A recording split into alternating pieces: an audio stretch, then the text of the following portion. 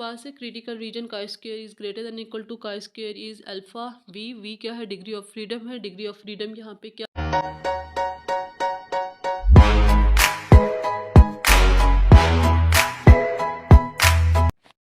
hello students, today we are discuss statistics HSC to solve first annual exam 2023 section C। Section B जो है वो already जो है वो डिस्कस हो चुका है और डिस्क्रिप्शन में इसका लिंक भी शेयर कर दिया गया है, आप वहाँ से चेक कर सकते हैं। Section B and section A भी ऑलरेडी जो है वो इस चैनल में अपलोड हो चुका है विद आंसर की के साथ। और आज हम डिस्कस करेंगे सेक्शन सी फुली डिटेल के साथ, किस तरीके से आप लोगों ने उसको सॉल्व करना है और आप लोग मार्क्स लिख सकते हैं। Let's start. Section C 26 marks के होते हैं। आप लोगों ने 2 क्वेश्चन अटैम्प्ट करने होते हैं, 13 मार्क्स ईच होते हैं, टोटल 26 मार्क्स बन जाते हैं। फर्स्ट क्वेश्चन जो है वो आप लोगों के पास आ जाता है, a pair of dice is throw, find the conditional probability of getting a total of 7 given that sum is more than 6। तो ये आपके पास आया था जो है क्वेश्चन नंबर 3 का ए से पार्ट। और इसमें आप लोगों ने सबसे पहले तो थ्रो करना है एक डाइस को। एस हमारे पास जो है वो सैम्पल स्पेस को शो करते हैं, आप लोगों ने पूरी डाइस को थ्रो कर लेना है। And the total 7 is 1 6 2 5 3 4 4 3 5 2 and 6 1। आगे इन्होंने ये कहा था कि आप लोगों ने फाइंड करना है मोर देन 6, 6 से ज़्यादा आप लोगों ने लेने हैं, not included 6 but more than 6, 6 से ज़्यादा आप लोगों ने लेने हैं। तो बी हमने लेट कर लिया है सम इज़ मोर देन 6 को, एंड 6 1 2 5 से लेकर 6 6 तक आपके पास सेट आ जाएंगे। इसके पास इंटरसेक्शन है क्योंकि हमारे पास कंडीशनल प्रोबेबिलिटी हमने अप्लाई करनी है। कंडीशनल प्रोबेबिलिटी का फार्मूला हमारे पास होता है summation of p and probability of a intersection b divided by probability of b का फार्मूला है हमारे पास। और यहाँ पे हमने ये चीज़ जो है वो फाइंड कर ली है। Probability of B, probability of A intersection B हमने फाइंड किया, दोनों में कॉमन पॉइंट कितने थे उनके हमने प्रोबेबिलिटी फाइंड की है और फार्मूले में पुट किया और आंसर आ गया। इतना ईजी सी क्वेश्चन है। नेक्स्ट हमारे पास इसी का बी पार्ट आ गया था, given the following discrete probability distribution. Discrete probability distribution आपके पास गिवन है, इसमें आपने मीन एंड वेरियंस फाइंड करना है। We know that the mean and variance of the, ये chapter number 10 random variable chapter से लिया गया है। और ये हमारे पास है X and P of X. अच्छा यहाँ पे F of X by mistake नहीं, आप एक्चुअली ये पी ऑफ एक्स लिख लें या एफ ऑफ एक्स है, बात तो एक ही बनती है। ठीक है बच्चे, तो यहाँ पे ये नहीं कह रहे कि जी मैम आपने जो है वो एफ ऑफ एक्स लिख दी है, यहाँ पे क्वेश्चन में पी ऑफ एक्स है, तो ये इज डजेंट मैटर। बात दोनों की एक ही होती है, एक प्रोबेबिलिटी फंक्शन होता है और एक फ्रीक्वेंसी डिस्ट्रीब्यूशन फंक्शन होता है, तो दोनों का काम एक ही जैसा यहाँ पे चलता है, रिलेटिव फ्रीक्वेंसी से ही रिलेटेड होते हैं। तो इस डजेंट मैटर कि आपने यहाँ पे बाय मिस्टेक अगर लिख दिया मैंने तो इससे कोई फ़र्क नहीं पड़ता। यहाँ पे आपके पास P of X X F of X है, फाइंड करना है क्योंकि हमने मीन एंड वेरिएंस फाइंड करना है। तो मीन और वेरिएंस का हमारे पास कुछ फार्मूला ये है, उसके according to table find out करना है। नेसेसरी कैलकुलेशन आपने टेबल में कर लेनी है। और एक्सपेक्टेशन ऑफ एक्स इक्वल होता है summation of x F of x, mean find करना था। वेरिएंस का फार्मूला समेशन ऑफ एक्स का square F of x minus summation of x F of x का होल स्क्वायर। ठीक है, और वैल्यू पर गिवन है वो पुट किए और आंसर आ गया।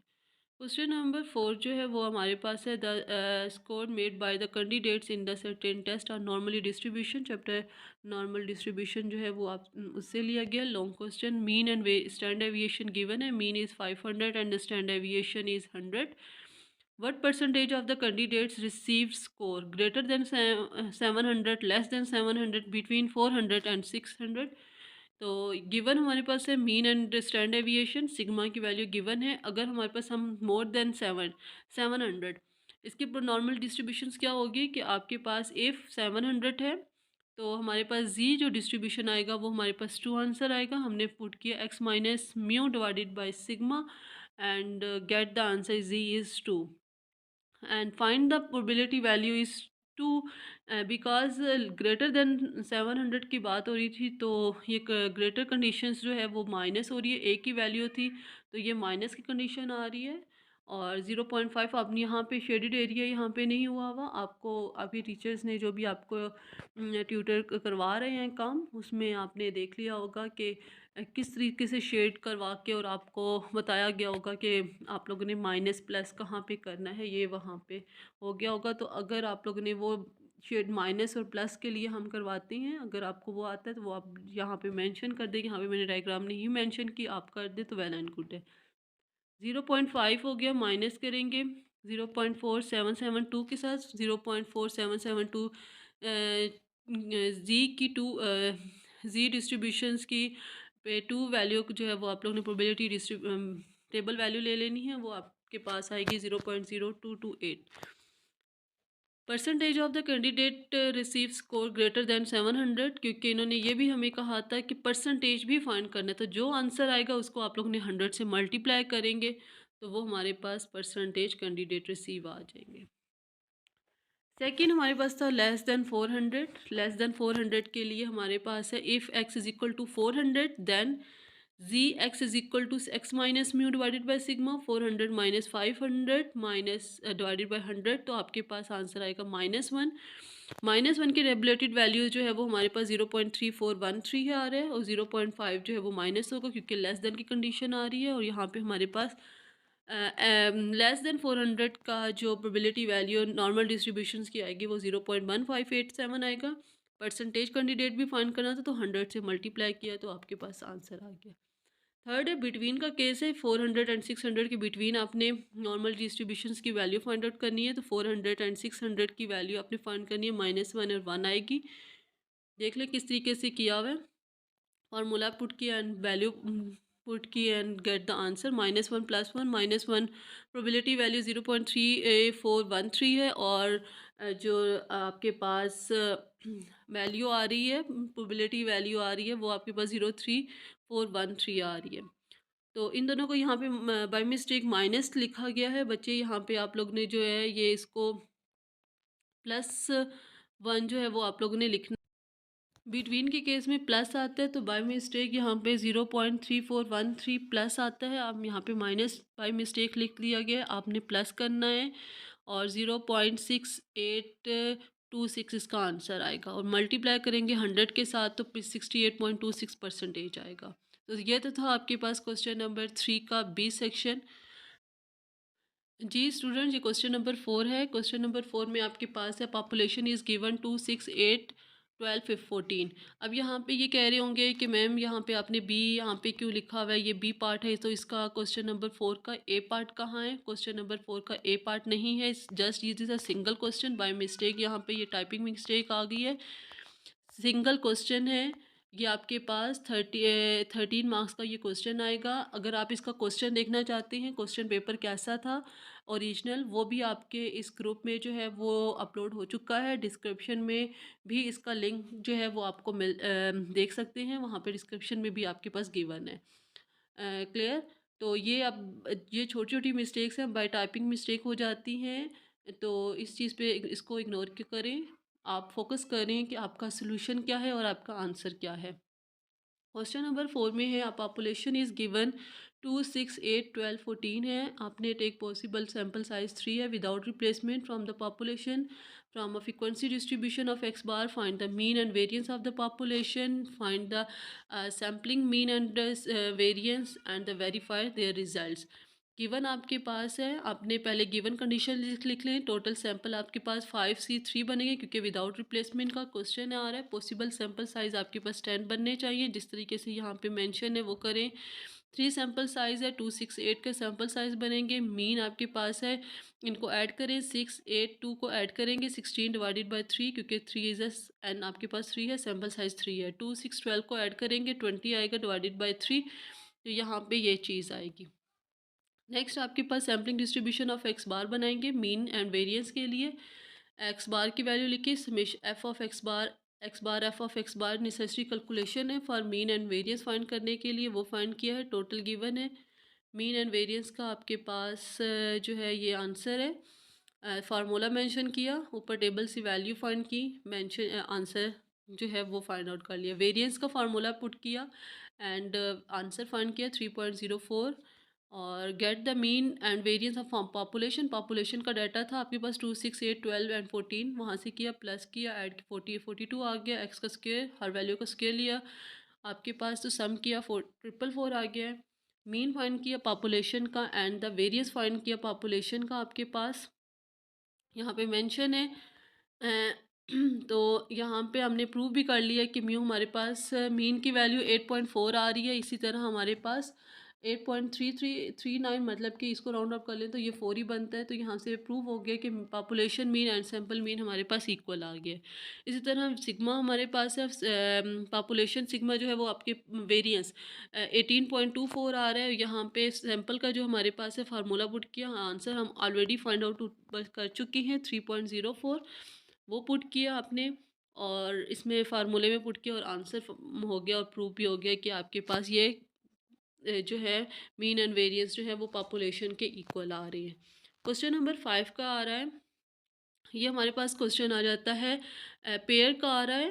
पेयर हमारे पास टेस्टिंग ऑफ हाइपोथेसिस से लिया गया है, वैरायटी 1 एंड 2 2 आ रही है। पेयर जो है वो हमारे पास ऑब्जर्वेशन पेयर जब भी यूज़ होता है तो ये हमारे पास पेयर टी टेस्ट की बात हो रही होती है।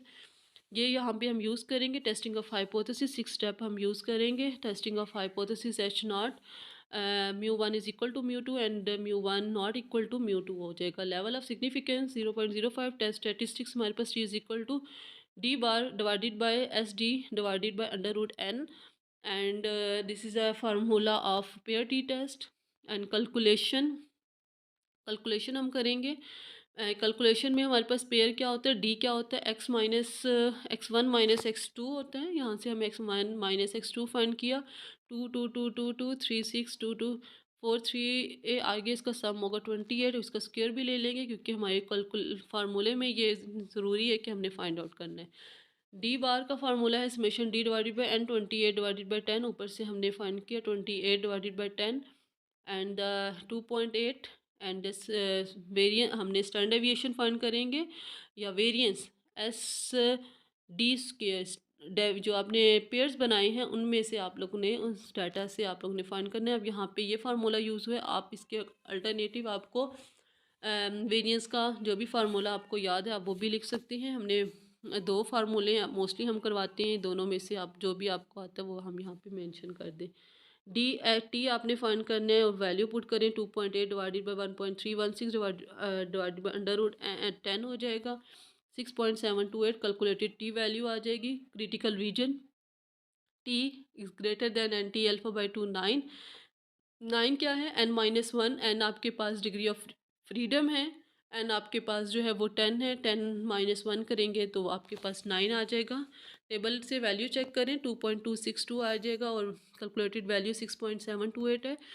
और ये हमारे पास क्या है, यहाँ पे देखें, अब आप यहाँ पे भी ये करेंगे ये इक्वल टू मैम हम आपने लिख दिया, तो बच्चे ये थोड़ी सी टाइपिंग मिस्टेक हो जाती है, इस पर फोकस मत करें। जो चीज़ करेक्ट है उस पर आप जो है वो फोकस करें। आप पूरी वीडियो को देखा करें, बात क्या हो रही है एक दफ़ा म्यूट करके या जो है बस एक दफ़ा देख लिया कि जी कहाँ पे सही था क्या गलत था, तो ये इस चीज़ को इग्नोर किया करें। आप लोग मेथड्स को देखा करें, कैलकुलेशन को देखा करें, ये जो टाइपिंग मिस्टेक हो जाती है इसको इग्नोर करें।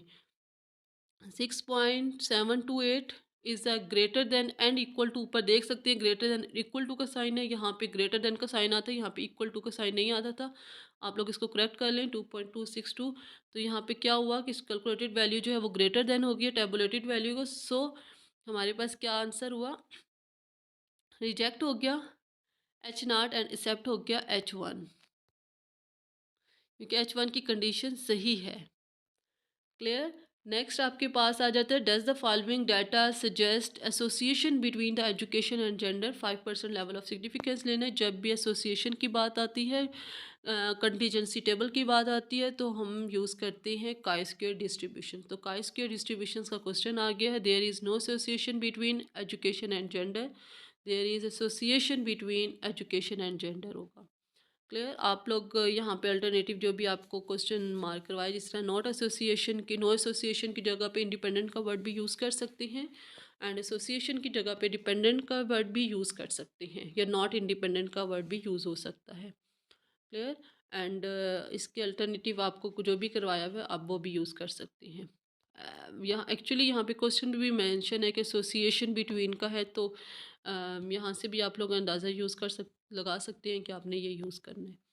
लेवल ऑफ सिग्निफिकेंस 0.05 ये भी गिवन है हमारे पास। टेस्ट स्टैटिस्टिक्स का स्क्वायर कंटीजेंसी टेबल है, का स्क्वायर एसोसिएशन चेक करना है, तो काय यूज़ होगा, काय का फार्मूला लिख देना है आप लोगों ने। टेस्ट स्टैटिस्टिक्स में कंप्यूटेशंस में है, नेसेसरी ऑब्जर्वेशन जो कैलकुलेशन है वो है फर्स्ट टेबल में है, ऑब्जर्व फ्रीक्वेंसी उनका टोटल गिवन है। नेक्स्ट में ये जो टेबल है आपके पास MFC, ये एक्सपेक्टेड फ्रीक्वेंसी है। आपको पता है कि एक्सपेक्टेड फ्रीक्वेंसी कैसे फाइंड करते हैं, 255 कैसे आएगा। 220 का टोटल जो है वो 340 है, 340 रो का टोटल है। इसी तरह कॉलम का कॉलम का टेबल टोटल जो है वो 340 है, रो का टोटल 600 है। इनको डिवाइड करें, मल्टीप्लाई करके डिवाइड करेंगे 800 के साथ, तो 255 आएगा। 270 का क्या है, 270 के रो का टोटल जो है वो 600 है, कॉलम का टोटल 315 है। एंड टोटल जो है इन दोनों को मल्टीप्लाई करके टोटल एन से डिवाइड कर देंगे तो आपके पास 236.25 आएगा। 110 कैसे आएगा, 110 की वैल्यू कैसे आएगी, एक्सपेक्टेड फ्रीक्वेंसी इनका रो का टोटल कॉलम का टोटल को multiply and divided by N करेंगे। 600 को डिवाइड करेंगे 145 के साथ और डिवाइड करेंगे 800 के साथ, तो 108.75 आएगा। इसी तरह फीमेल की जो है जो है वैल्यूज़ वो भी आपने फाइंड कर लेनी है। एफ और टेबल में मेंशन करेंगे क्योंकि हमने फार्मूले के अकॉर्डिंग टू आपने चीज़ें फाइंड आउट करनी है, वैल्यूज़ फाइंड करनी है। आप लोग ने F not is observe frequency, F E is expected frequency and फार्मूले के अकॉर्डिंग टू वैल्यू फाइंड करनी है। आंसर आपका आएगा 38.557। क्रिटिकल रीजन आपके पास है, क्रिटिकल रीजन का square is greater than equal to का स्क्वायर इज़ अल्फ़ा वी क्या है, डिग्री ऑफ फ्रीडम है। डिग्री ऑफ फ्रीडम यहाँ पे क्या यूज़ होगा, कंटीजेंसी टेबल में R-1 C-1 होगा। रो आपके पास 2 है, 2-1 एंड कॉलम आपके पास 3 है, 3-1 and 2-1 is 1 and 3-1 is 2, 2 multiply by 1 is 2, so the degree of freedom get the 2। तो अल्फ़ा 0.05 है, 0.05 को 2 में देखेंगे, का स्क्वायर के टेबल में 5.99 आपके पास आंसर रहेगा। टेस्ट स्टैटिस्टिक्स जो है कैलकुलेशन वैल्यू जो आप लोग ने फाइंड किया 38.5, ये आ गई। और 38.557 is a greater than 5.99, so the reject H0 and accept H1। I hope कि आपको section C first annual exam 2023 जो है सॉल्व सोल्यूशन मिल गया होगा, अंडरस्टैंड भी हो गया होगा। अगर कोई क्वेश्चन है कमेंट करना मत भूलिएगा। वीडियो अच्छी लगे लाइक करें, सब्सक्राइब करें और शेयर करना मत भूलिए।